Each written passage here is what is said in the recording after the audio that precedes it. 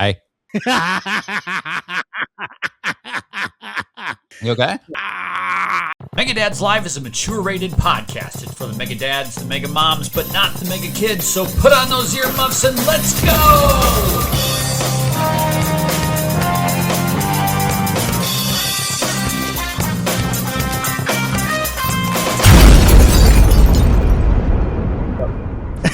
I'm better than okay. I am pumped. Aren't you better than pumped? okay. I know we're gonna be talking about a lot of nerd shit on this episode. Did you know that, Adam? You know what nerd shit like Well versed. like comics, video games. Yep. Like weird TV shows, stuff like that. Like the things that like kept me going as a child throughout grade school, high school. I mean, I never lost it. You never lost it. That's why we're here. But it makes me so pumped when I see so many like niche things and like people getting excited over it, people getting like angry over it. It's just, I don't know. This is what I needed right now. This is what I need. I don't know that I'm so like excited about the people to get angry over it. I love it. It's like they're so cute. They're like, oh my god, look at all the swear words like in this comment section. Yeah, the comments. I made a comment on Blue Sky. I think it was Blue Sky. Yes. Blue Sky or Threads. Because we're going to be talking about San Diego Comic-Con. Yes, we are. And I had seen a post from Marvel and Insomniac that showed this giant Sentinel that they built. Like they built an actual destroyed Sentinel that they placed outside of the convention hall. Okay. And this thing like shoots smoke and steam out of it, and it looks like it's got all these Wolverine claws, and it looks like it just got wrecked by Logan, right? Oh my god. It's so cool. This is great. It's so great. It's so cool. It's huge. The head's the size of a person. Okay. Yeah, I'm looking at this thing, and my post was, don't tell me that game studios cannot afford to do E3 once a year, right? Mm-hmm. Because they're still investing in these big things. It's just E3 died, and E3 died because people said we don't have the budget for it, right?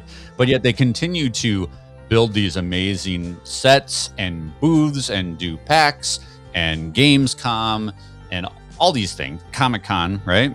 And so I'm like, clearly the intent is the same, to have these wonderful communal experiences. Yeah. And that's what frustrates me, is that the game industry specifically seems to be withdrawing from the communal experiences. There's so much of a focus on these digital presentations, these digital showcases, rather than coming together for awesome things. I mean, I don't know how much of the San Diego Comic-Con stuff that you watched, but it's all great because everybody comes together. Everybody comes together and does this. Anyway, I triggered a whole bunch of nerds who got really pissed off about my post because return of investment's not there, and why bother do it? We have Nintendo Direct anyway. What's the point of E3? Yes, gamers, those consuming the entertainment media and sticking up for those companies that are investing in making products. Yeah. Where are we, Adam? Where are we? I was proud of myself because I didn't further engage. I just let the post sit. But like my whole point is, watching all this Comic-Con stuff, it's like, how great is this? How great is this to see fans and media and artists come together to celebrate the thing, which is what we should be doing. Yes. Put your goddamn phones down, get off the social media, and engage. So I'm not a big fan of the people getting pissed at it, even though, it is kind of cute. But man, the buzz and the energy. There's buzz, there's energy, and that's so tangible. Like the gaming space needs energy. I mean, look at where we are over a brand loyalty, right, to a console, for all the console war negativity, like that part of it. Like, to care about something makes you want to invest in something and stick with something through thick and thin. And I mean, look at me. I held on to an Xbox for God knows how long, through like a decade of like nothing happening or whatever. It was crazy. To me, it makes a difference. And some of the best things in the world were done not to make a profit, but for energy, for art, for being communal. Yeah, there we go. For the joy of it. I for the shits and giggles, even though I can't afford to go, I did request a media badge for PAX West, and I got approved. And one of the best things that I've done over the last few years was going to that PAX West and experiencing. I mean, that's not at the level of a Summer Game Fest or an E3, but it is people coming together, right? And I got to do that with my family, and it was just the coolest damn thing ever. And I wish that, PlayStation would do the PlayStation experience again. Nintendo would do the Nintendo World thing again. Like, just the more people can come together, the more fun this is to do together. Which leads me into a quick promo. August 22nd, we're going to be at 2DCon in Bloomington. We're going to be at a gaming convention, like what we're just talking about, doing a Megadads Live show, the 250th episode of Megadads Live. So if you are in the area, make sure that you come to 2DCon. You can go to 2dcon.net and check out all the cool events and guests and things that you can do. And of course, you can come hang out with the two of us, right? It's gonna be a fun time. Saturday at 6, we finally got our slots. So we know where our slot is, and we got to put it in that slot. Put it in the slot. That's what we're good at. Saturday at 6, Putting it in the slot. I'm okay at it. I mean, I've done it once or twice. It's okay if you miss every once in a while. Let's talk about San Diego Comic-Con. So let's do it. This happened this last weekend. By the time you're listening to it, it's all over. We've got a couple of highlights that we want to talk about. We don't often do the headlines, but let's do the headlines today. There's a couple video game things. God of War Lao Fei. I can say the name right now because I heard people say it. I know. Once you hear people say Tokon, you understand. All right, keep going. God of War Lao Fei had a panel with Deborah Ann Wool. Chris Judge was there, who's the voice of Kratos, so that was kind of interesting. We haven't seen too much of him from this installment of the franchise, but the fact that he was there kind of hints that maybe there is more Kratos in this title than we have been led to believe. Biggest news out of that conference was the release date. It's coming out February 16th of next year. I don't know why in my show notes I put 2017. That's not true. That's 2027 is what it is. Yeah, February's become really packed. I mean, but that packed for a God of War. Well, I guess people say it's not a spin-off, but yeah, spring is the new busy season for gaming. Yeah. Honestly, it's usually when a Resident Evil will hit. February, March has become a really big time in gaming, and this is going to be a monster hit. The fact that we're going to talk about Wolverine in a minute. We've got Wolverine coming out next month, and then we've got God of War hitting in February. My question to you is the holiday season, the big holiday game, is that a thing that we really do anymore in the game industry? Because PlayStation won't have one. It's weird because of, the plans had changed with the economy and systems being released. Typically you would think that you're going to have your, tentpole titles in the holiday season, but things have just changed so much. It's not like that anymore. Like we see with GTA, you have to move around other big things. You have to make a lot of financial decisions. So it's just not, I don't know what's happening anymore. I noticed a summer slump and I'm like, wait a second. Wouldn't kids want to play games, in the summer like I did when I didn't see the sun? That's my mind. But they're like, no, all the kids are out having fun. So we're not going to do our coolest stuff, right away. So it's interesting. I don't know what's happening as far as timing and releasing, but I'm excited for February now these days. Yeah, it feels like spring is the biggest games seem to drop in the spring or maybe early fall. Maybe you hit it kind of dancing around it, but maybe Grand Theft Auto is the holiday game for everybody. Yeah, everybody did get out of the way, so maybe that kind of speaks to it. Either way, God of War is going to come out in February. And the last little bit of information they had, I spoke again how Chris Judge was at the panel. This is all God of War Lao Fei is all setting up the next God of War game, which will be headed up by Kratos. They kind of not announced the next game. They said they are going to be following this up with another Kratos experience. God knows how long that's going to take. But that was the God of War Lao Fei panel at Comic-Con. Next was Wolverine. There wasn't a lot of news coming out of Wolverine. It was kind of like a world building panel. I watched this. They had a lot of the producers from Insomniac and Marvel Games. And then they had the cast members, the guy who plays Logan and Jean Grey were there. The most interesting thing about the story that they seem to be telling is that this takes place in a universe that's the same universe as the Marvel Spider-Man game. So it is in that same world. Oh, really? Okay. Well, that's cool. In this universe, there is no X-Men. There are no X-Men. X-Men do not exist. Charles Xavier's school is not a thing, apparently. Logan is part of Team X, which is apparently something from the comics. I have been out of the comic world for so long that my main superhero infusion comes from the movies and TV. But Logan, Sabretooth, and Mystique are a part of this Team X, which is led by Nathaniel Essex, which if you are an X-Men fan, you'll recognize that name. He is Mr. Sinister. So he might be the secret bad guy who's kind of behind the scenes. Everything we've seen from trailers so far in this game shows Bolivar Trask and the Sentinels, right? There's lots of robots, lots of Reaver bots and the Sentinels. We also saw some Japan gameplay. We saw some Tokyo stuff with Deathstrike is in charge of the Hand, which is the big ninja clan, which you will next see in the Spider-Man movie, which is coming out this week. All sorts of Marvel shit, man. I am such a huge Marvel fan, and I love the fact that everybody's getting hyped in lots of different ways about Marvel again. I feel like it was a big thing for people to kind of poo-poo the MCU and everything Marvel's doing. I mean, I know you're a guy who kind of fell out of it because there was just so much. Yeah. I'm still heavily invested in it. I love seeing that they're really putting a lot of effort into the games and the films.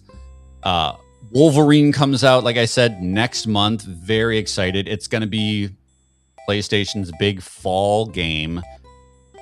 How are you feeling about Wolverine? I know you don't have a PS5, and I know that PlayStation is no longer pushing PC games, so this will be a PS5 exclusive. Does that bum you out? Were you planning on playing this? I would play it if it was accessible to me. It's Marvel is hitting on all cylinders for me lately. Like you mentioned, I'm like 5 years behind on my like mainline Marvel movies. I was watching the second half of Shang-Chi and the Rings or whatever. And I was just like, I gotta catch up. I have like years to get through in the next 2 weeks. But something about Marvel that is beautiful is this idea that was introduced in the comics that you remix, reimagine, kill, resurrect, turn things on their head. I mean, look at this Team X thing. We'll talk later when we talk about Marvel Tokon, but like there's so many niche stories and characters, and there's some gems in there, and it's just fun. It's like, oh wow, that's unexpected. Like, again, I am not a deep nerd about it. I don't know all the extensive comic history, but just to see here Team X with Wolverine, Sabretooth, like working together, all these things, like it's crazy. It's just cool, and I'm in. I just need the delivery of the final product to be solid. I think you're going to talk a little bit about some of the DC news. That's like the opposite. Same thing. DC, lots of characters, lots of things. And then they serve you up this weird ass like product of like, hey, isn't this cool and entertaining? The spin-off thingy, this method that we're going to introduce this character. Look at this Clayface thing. Don't you want like a melodrama? What?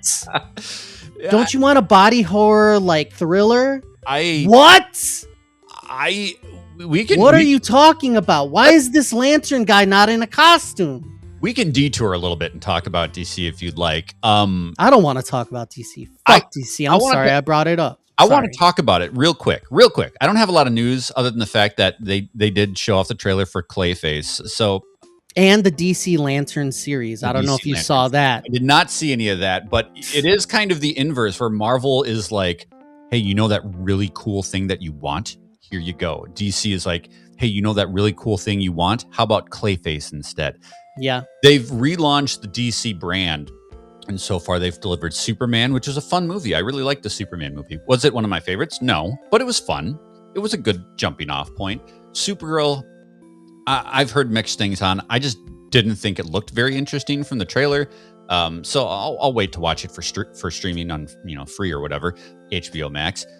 Then Clayface is your third movie? Fucking Clayface? Out of all of the people, out of all the properties, all the franchises you could do, you go to Clayface. What the fuck? And I see all talk about the comments. People are so hyped for this. People are very excited about this, at least in the comment section. And I'm looking at it like, what the hell are we doing? Why not Batman? I shouldn't shit on DC as a whole, and I shouldn't rain on people's parade who like something different. I mean, maybe I'm against my own argument where I'm like, oh, look at the variation. And then I'm also saying like, but not this. I think that's a little unfair. But let me just direct you to something. Just go ahead and start Googling it now. If you look at just like the Lanterns TV series promo image, you will notice two adult men walking forward toward the screen, but slightly staring at each other. And they are wearing jeans and jackets. Jeans and jackets. Now it says lanterns behind them, and it's like, "Are you afraid?" All these things, and it basically like change that to CSI Miami, or like change the text behind them, and it's the same. So normal, like again, plain clothes looking like, is this what you guys want? Like DC people, do you want Clayface to be an actor who's like vain, who, you know, or whatever, he's like famous and his face gets cut up? Is that what you want? It's very strange. It's very interesting. We're going to pivot now and talk about the Marvel panel, because that, for all indications, was gigantic. Like I was bummed. I was sitting home scrolling on my phone. I'm like, where can I watch it? Why can't I watch it? You cannot watch it. It was just old school style. You had to get, you know, live reporting from the floor. The press. The media. Some people posting, you know, cell phone footage and things like that. But it was huge. Some of the biggest news was they brought Ryan Gosling out. He is going to be playing Ghost Rider, which is, it's a lot like the Channing Tatum Gambit thing, where it's like you have an actor who's been begging to play the role forever. Did he want to be Ghost Rider? He did. He said multiple times that he wanted to be Ghost Rider. Bring me in. I want to be Ghost Rider. Well, it's happening now. The film will come out in 2028. He is the Ghost Rider. Super cool. He's a great actor, man. I was just talking in the Discord. I watched Project Hail Mary a couple weeks ago, and he's just one of those, like, dude's got it, man. Dude can do anything. He's Knuff, right? My problem with this is Ghost Rider, obviously, when he is in his form, like he's a skull, flaming skull, and Ryan Gosling, that would be like a waste of his beautiful face, of his beautiful, handsome face. So I'm kind of wondering there if that's a right fit. You know what I mean? But I don't know. Maybe it's a lot like the Mandalorian thing. You know, you got Pedro Pascal and you cover him up the whole goddamn time. So I don't know. We'll see. I'm sure it's going to be fantastic. David Johnson was announced as the new Black Panther. Black Panther 3 will be coming out in 2028. I thought this dude was fantastic in Alien Romulus. He's awesome. He is an awesome actor. Wasn't his name David in Romulus? I don't know, but he was Andy. He was an android. Andy. Okay, there we go. Yeah, he's just got a really great disarming charm to him. I'm very interested how this works, because he's supposed to be the son of T'Challa, and I know these movies have been going on for a long time, but wouldn't that kid be like a lot younger? Is this gonna be like a time jump? Who's the mom? Oh well, you know, they could do like a time jump or an alternate. That's again the kind of beauty of it. You could say they could do whatever they want. They're just going to explain it away, and you can do that because the comics did that all the time. And they can come up with whatever reason they want to, that all of a sudden he has a son and all that. So I don't know. We'll see. I'm going to eat it up. I'm probably going to eat it up. I don't know. And then of course the Avengers Doomsday, they brought out like all of the cast. Everybody came out for this Doomsday film. It's gonna be insane. The last epic trailer that they showed, like the full trailer, showed so many cool characters coming in together. You got to see Shang-Chi fighting against Gambit. I went half staff for that alone. That is so exciting. Robert Downey Jr., of course, is coming back. He's playing Dr. Doom. We've got X-Men in there. We've got Cyclops. Oh, James Marsden, Cyclops, so cool. Marsden. That is really awesome. I don't know why, because he's like Cyclops is one aspect of him is like the nerdy leader, like he pulls that off. I don't know why. Sorry, but that's like who you are. How do you feel about, I think it was 1 year ago, if I'm not mistaken, at San Diego Comic-Con, that they had done the reveal showing Dr. Doom being Robert Downey Jr. Do you think that was a mistake looking back on it now? I feel like it would have been to announce it, for them to show it.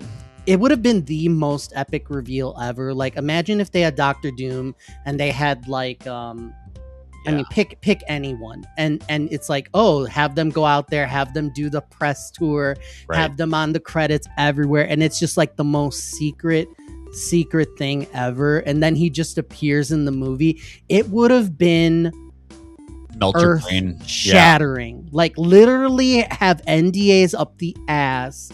Nobody knows. Robert Downey Jr.'s dealer doesn't even know that he's in the Doomsday. That would have been cool. It's I think of two different things. One, it's the machine of it all, right? Like they know that this is going to push people to just gobble up tickets, right? I mean, this movie is going to make bank no matter what, but if they lead with that, then people are even more hype.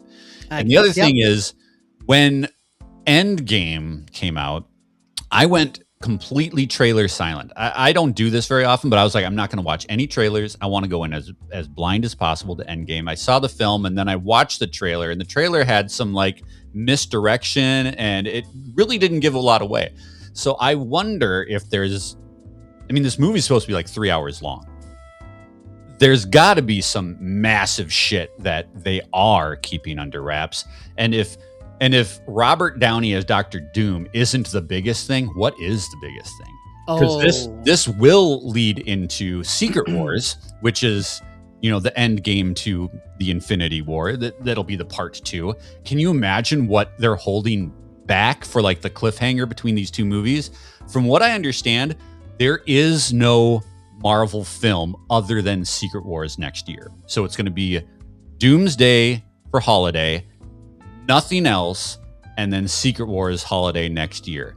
That can't be this massive gap. There'll be some TV stuff on Disney Plus, but I don't think there's a Marvel film between these two bookends. So they're gonna drop the most megaton cliffhanger at the end of that Doomsday film, and we're all just gonna be chewing our nails for a whole year to see how it plays out. I can only imagine what Secret Wars is gonna be.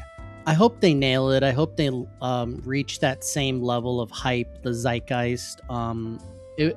In the theater experience for the Avengers movies, being there live was just so amazing. I always remember just seeing all the moments. Yeah, unrivaled. Yeah, so good. I hope they have a good villain. The magic circles and all the people come out and everybody cheered and the whole fucking theater just exploded. Yeah, there were 3-4 moments in both movies that were just pure joy, and I hope we get it back.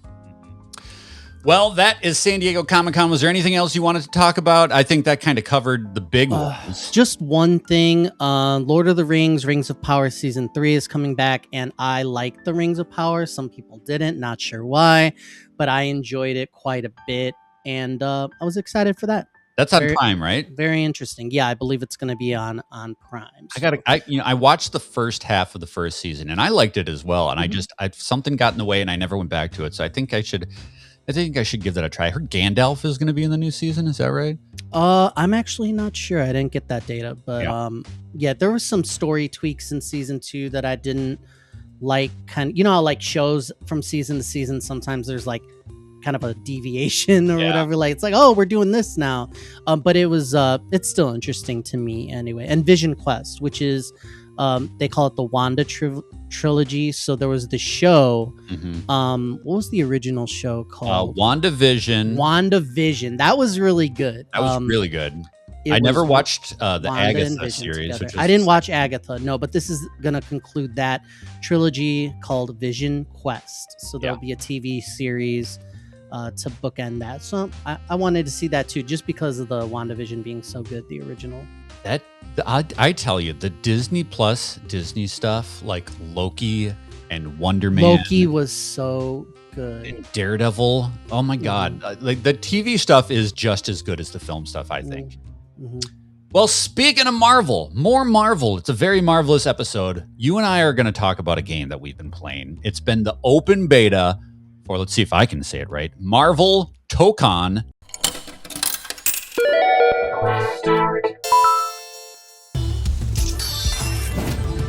Missy, this ain't no place for kids. Go home. It's really Wolverine? I'm sorry to say, but you're nearly as short as I am. Brace yourself. Fighting souls. Yes. Do you know what Tokon means? No, do you? Fighting souls.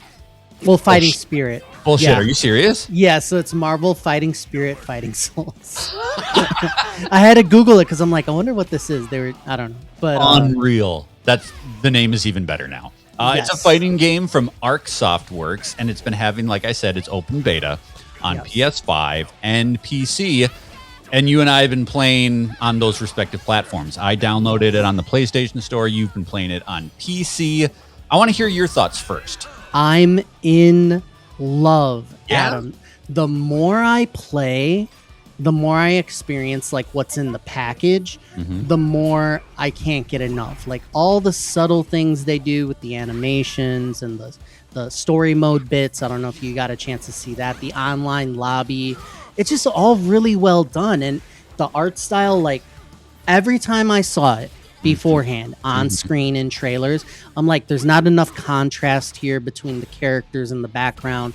I don't know if I love this version of this person and that person. I don't know if I like the stage design, all these things. When you see it and you play it, it looked completely fine. I was like, wow, looks way better than I thought, like when you're playing. How about you?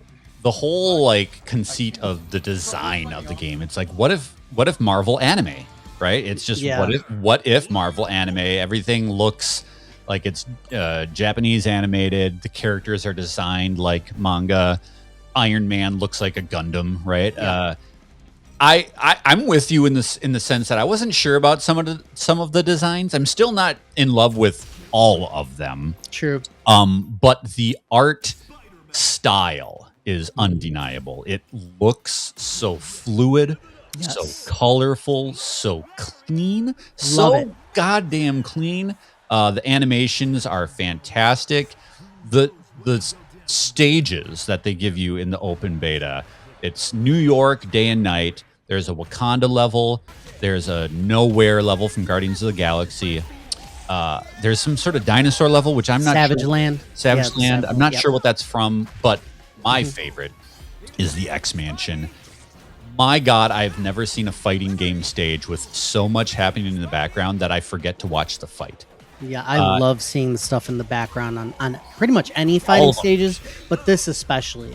There's callbacks everywhere in this game. There's a whole cinematic battle happening in the background.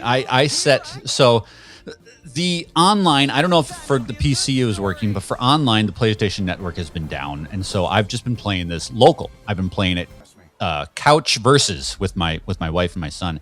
And we set the matches to like as many as you can do, right? We just match after match after match. And the X-Mansion, as each match progresses, the scene changes. The scene progresses in the background. There's more Sentinels. There's more X-Men coming in. The battle is getting more intense. It's going from day to night, and just the amount of Easter eggs in the background. The New York City's got like Nelson and Murdoch's law office. There's just She-Hulk is in the background doing her thing. The levels, the thought that went into the design of even the things that you don't control is just so intentional and so good. But let's talk about the gameplay, right? Yes. I'm not much of a fighting game guy because I'm not good at them. Like, I'm not very good at learning all the combos and learning how to parry and dodge and all that stuff. I'm just not that great. I feel like this game, through its menu system where they ask you, how good are you at fighting games? It's dumbed it down to a level where I can actually execute pretty well. Fighting, again, I have not played against other players because the online was down, but just pulling off moves, kind of figuring out how the mechanics work, the tag in, the tag out. I was actually holding my own pretty well against my 12-year-old. How about you? What do you think of the gameplay of this thing? So I'm like what they call traditionally a button masher, especially in the early days, when you're playing like Mortal Kombat 3 or like, something like that. Street Fighter Turbo. Like, it's just, you learn your character, you learn how to do your fireballs and your Hadoukens, and like you learn to get by. But I got into fighting games in the way that you're really supposed to, just with Street Fighter 5. Okay. Is it? Whichever Street Fighter had just come out, and I got into it, and I'm like, I'm gonna learn this. I made some tutorials on Megadads because I got so excited that I learned the basics that I made a basics video. Yep. I'm like, I get it. This is what neutral means. This is how you counter. This is, what an air combo is. And I got excited. Every fighting game has something to it, like a meter, mechanics, like the flow. This game in particular, long story short, is incredibly beginner friendly. It will let you tap a single button to unleash not only a combo, but a combo that will finish with like a big flashy super. There's one button to do your one unique move, one button to do your other unique move, and then one button to like tag out. So it's very simple. They do let you deal advanced damage if you skip that and you say, okay, instead of just mashing one button, if you do the actual input, like whatever diagonal, whatever, and plus the buttons, you deal more damage. But it's letting all the new people in with open arms, saying, look, this can be a party game if that's what you want it to be. If you just want to see the flash and have fun with local, you can do that. And it's beautiful that this game is doing that, and I'm very happy about that.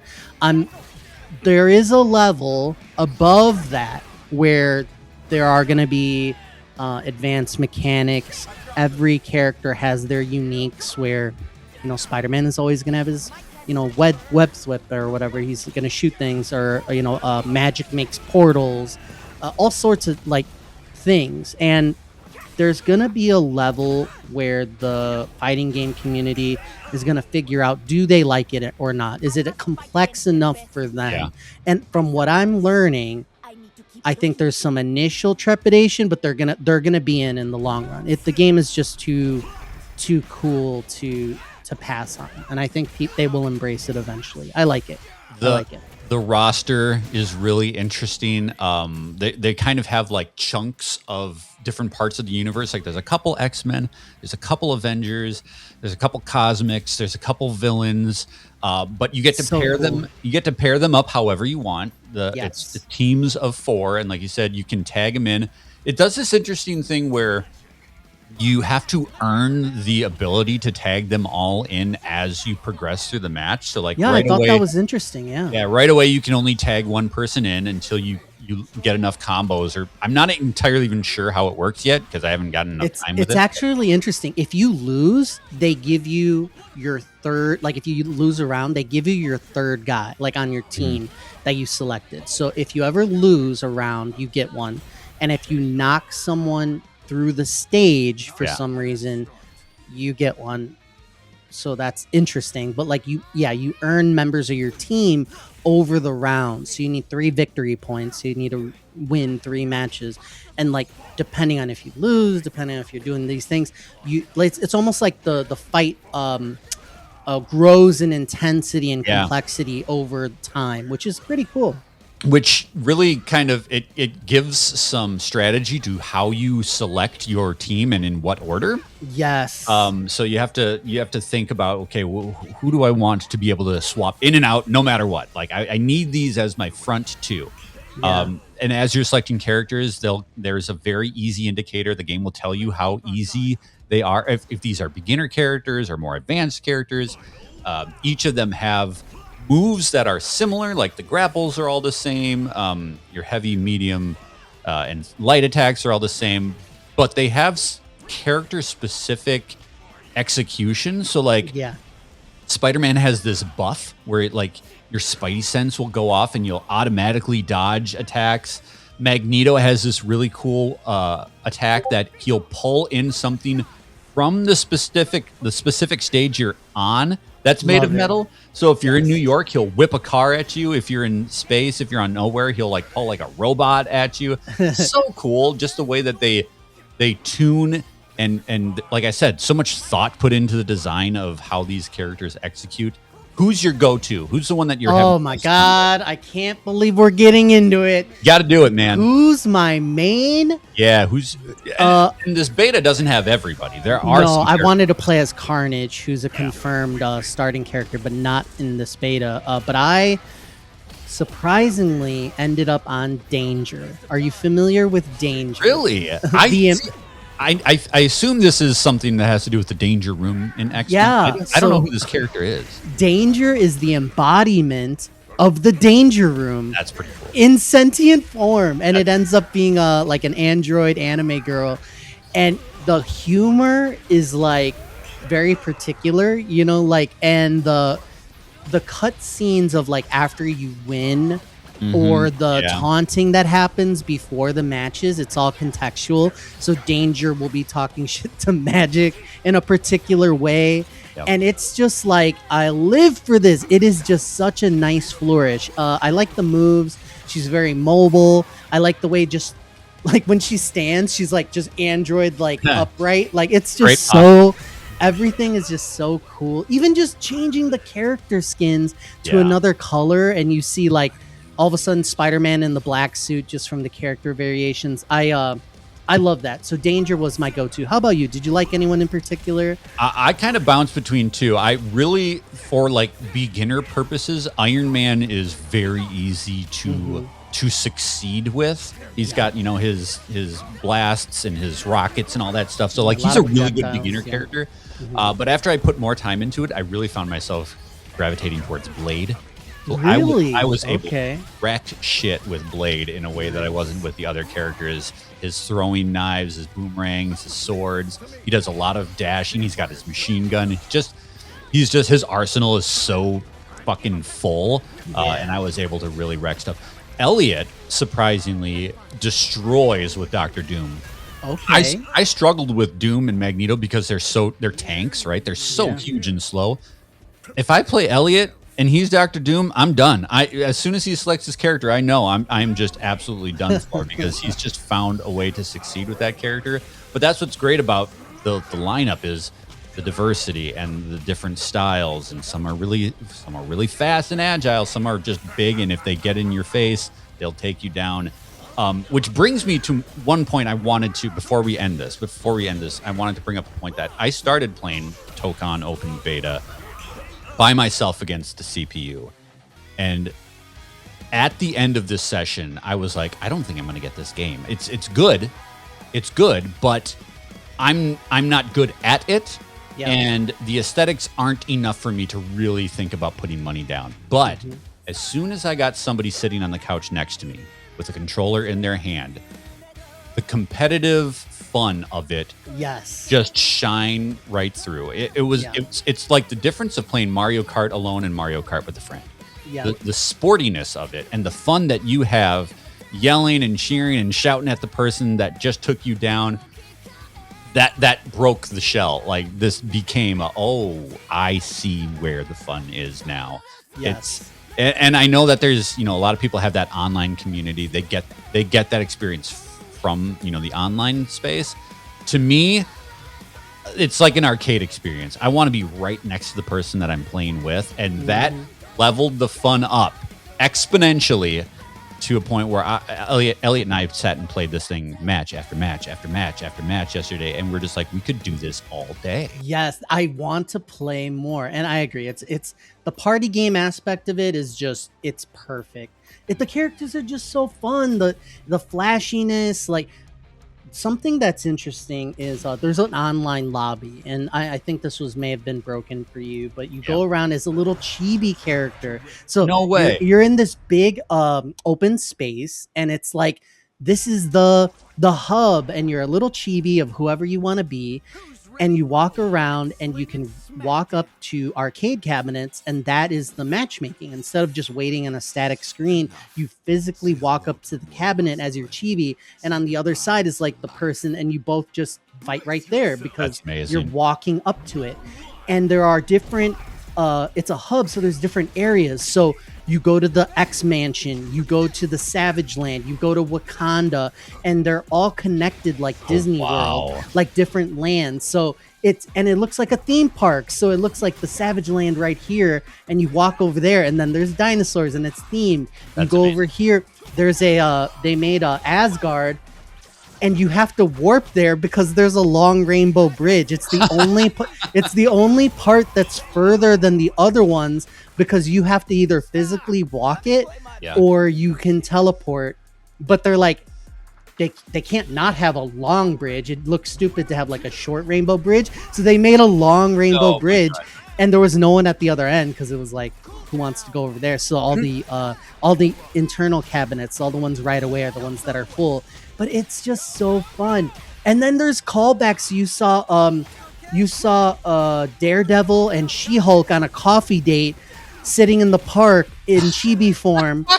You saw Rogue and Gambit playing basketball in the X Mansion. Dude. I was like, dude, it's just so good. I love this game already. Who's your dream character to add? Who do you need to add? Well, for some reason, I like the more zany ones. Like Penny Parker fills up a third of the screen because it's just so huge, and I expect Hulk to be the same. So I really want to see Hulk. If you can look at like the videos, like the intro cinematics, you can look at the chibis and get an idea of like where their art style is going for what he's going to look like and all that. So I thought that was interesting. But they're like, you can basically expect, like they strongly hint at things like Squirrel Girl and like She-Hulk I want in there for sure, because I like her usually in these games. Like in the beat 'em up, she was really fun that had just happened. So very, very great. And please try the story mode if you do get a chance. Every team of 4, the official team of 4 has a little story to them, and it's part really cool anime, part really cool comic book style, all mashed up, and they like give you a reason to learn the game. They give you a reason to learn like why that team was formed, and I thought that was really well done too. They give you a little taste of that in the demo. So is this something you're picking up? Absolutely, it just was that good. One of my, like, I would say again, it was Marvel vs. Capcom 2 forever. I'm talking like 15 years, and then I finally got into Street Fighter, which I'm very happy about. But other than that, I have not said, yes, I am buying this fighting game for years. And this is finally one where I'm like, you know what, this is going to be worth it. Let me get in early on this one. If I never get good competitively and I don't play online, I'll go through the story, I'll play arcade, and I'll have it as a party game to the side for when you want to play with people. It's just going to be good. It's going to be good. Well, you don't have to wait long. If you're listening to this podcast on release day, that means this game comes out next week. Marvel Tokon releases August, I believe it's 6th. August 6th. Oh, okay. Wow. PlayStation 5 and PC, it is a winner for the Mega Dads. We give it our full-throated recommendation after this open beta. I'm so glad they did a beta, right? Because you really do need to experience it. It was smart. Before and in concert with the San Diego Comic-Con, so everybody's juiced up about all the Marvel news, and here comes PlayStation and Arc Softworks, and they're like, you love these guys, now you get to smash them. Yep. Perfect timing. And speaking of perfect timing, that's the caboose, where we're bringing this episode to a close with a recommendation of something outside the world of video games that we think you might enjoy. And I have something from left field. I was on my way to work the other day, and I was listening to NPR like I typically do on the way in, and they played a little snippet of a Tiny Desk concert. I don't know if you're familiar with the Tiny Desk. Yeah, I've concerts. seen them. Mm-hmm. They're really fun, little close, intimate concerts. And they played this clip from The War and Treaty, which is a duo that sings kind of like soulful rock country music. I don't like country music, but the injection of harmonies and the soulfulness, it's almost jazzy like. I listened to this little clip and I immediately went and started streaming their music.